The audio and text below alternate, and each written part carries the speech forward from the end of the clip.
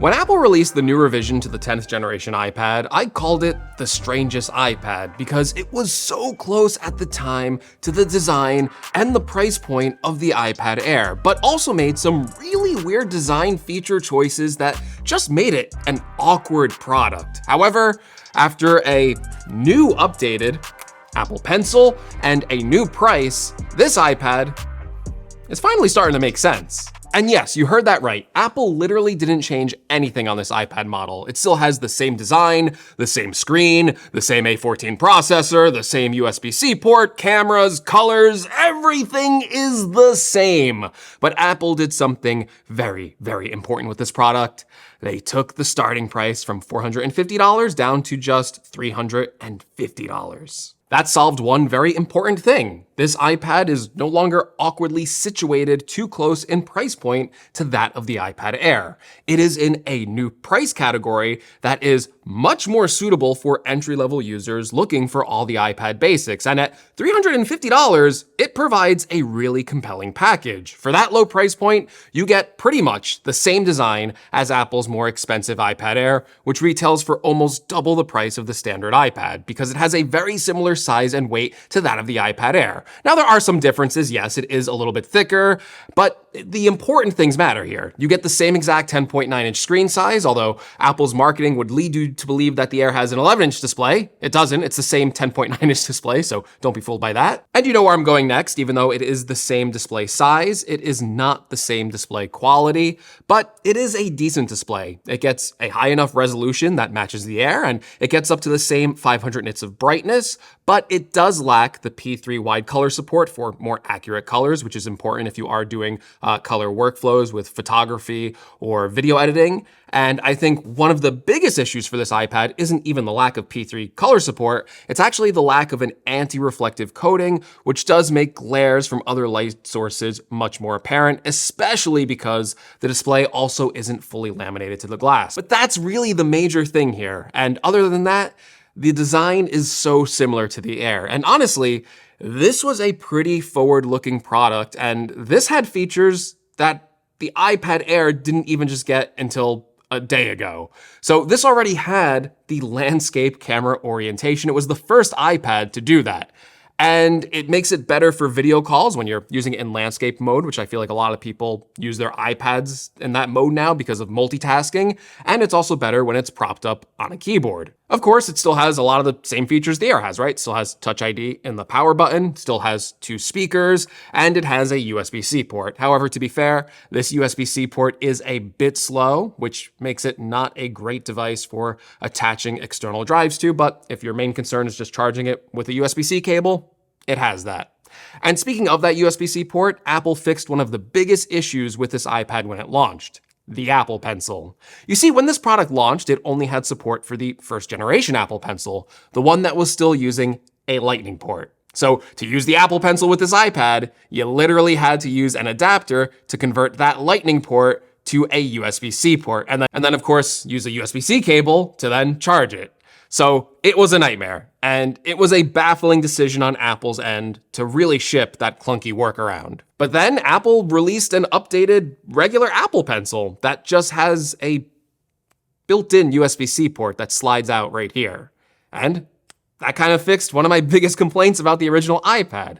Now, yes, you still have to plug this in to either your iPad or a power brick with a USB-C cable to charge it, but despite that, this is still a much better design than having a literal Apple Pencil with a Lightning port that you had to use an adapter to charge.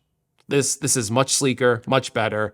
And even though it doesn't charge on the top, and I really wish it did because I feel like that would just be a better experience, you can still magnetically store it on the top of the regular iPad. So again, that's still a much better solution than that first generation Apple Pencil. But yes, it's a less premium experience than the Apple Pencil 2 or the new Apple Pencil Pro, and it does lack features like pressure sensitivity. But again, not an awkward add-on anymore. This product makes sense, and it's at a cheaper $80 price point, which is also appreciated. Now, despite Apple fixing this pencil, making it feel more like just the regular Apple Pencil, there's still some really unique things about this iPad. One of those is the Magic Keyboard Folio case, which has a kickstand on the back of the iPad. Now, this is a cheaper option than the iPad Air's Magic Keyboard, and it only retails for $250. And it's a really nice keyboard to use. I really love how you can separate the iPad from the keyboard, but still keep the back case on and continue to use the kickstand to prop up the iPad to watch a video with. I also find it funny that this basic iPad keyboard has a full row of function keys on the top, while the iPad Air's Magic Keyboard still doesn't. Again, I said this was a pretty forward-looking iPad, but it is confusing, right? Like, you go into the Apple store, you look at the basic iPad, and you look at the keyboard, you go, oh, it has a full row of function keys. But then you go to the next higher level version, the iPad Air, and it doesn't have function keys. But then you go to buy the highest end iPad Pro, and there's your function keys again. Does this make the regular iPad more pro than the Air? Well, in terms of the keyboard, maybe. But there is one important thing about this iPad that you need to be made aware of if you buy it. It's that you don't get the full iPad experience, which may or may not be a bad thing. So this iPad is running an A14 chip, which for most tasks still feels perfectly well suited for what you would want to do on an iPad. The interface still runs smoothly, apps still open quickly, you can run a huge range of iPad apps, play mobile games, watch video, answer emails, browse the web, and access side-by-side split-view multitasking. And for those general tasks, this iPad feels more or less about the same as those more expensive iPad options. But here's the thing.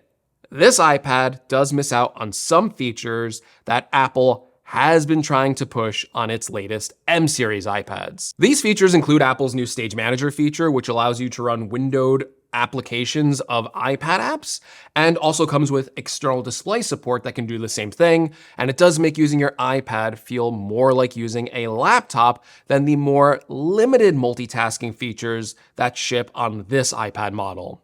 The iPads with M series chip also get access to a small list of higher-end console-level games like Resident Evil 4 Remake, Resident Evil Village, Death Stranding, and Assassin's Creed Mirage.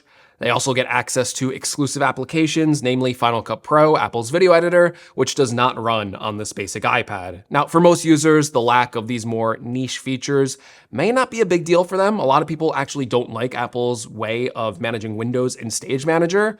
So if you were buying this iPad just for general use, very simple multitasking and entertainment use, well, this iPad is gonna feel very similar to any of Apple's other iPads. And even though there's a very small list of apps and games that don't run on this iPad, it doesn't mean it isn't capable. It can still run a lot of really powerful and creative applications, and this is still a great iPad for those looking for a laptop alternative on a budget. In fact, I want to come back to that. This price point, $350, for this device, this is really where all my praise starts to come in, because at this price point, it just delivers so much value for what you're getting. Are there faults? Yeah.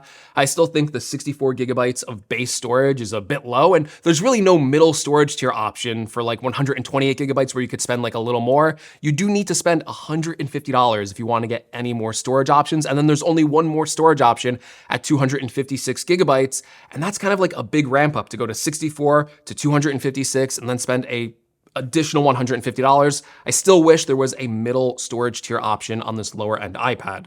And yeah, there is room for a more demanding iPad. This may not be the iPad you want to get. Like if you use your iPad for creative or pro use, this one probably isn't the one for you. But if you want to nail the iPad basics, it makes the asking price for Apple's more expensive iPads a lot harder to justify. And for $350, I think that this isn't just a great deal on an iPad, I think it's one of the best deals in tech, period, from any company. And it's so crazy to me. Apple didn't need to update anything with this device. All they did was lower the price and fix the Apple Pencil. And in my eyes, that completely turned this product around as a clear winner. And I highly recommend it. It's very hard not to recommend it. All right, but what do you think of Apple's revised iPad? Let me know what you think of it in the comments below, and are you considering buying one? And if you are, please use one of my affiliate links in the description below. As always, if you like the video, a like is always appreciated, and make sure you subscribe for more because we got some more information on the M4 iPad Pro and M2 iPad Air coming very soon, so I'll see you in the next one.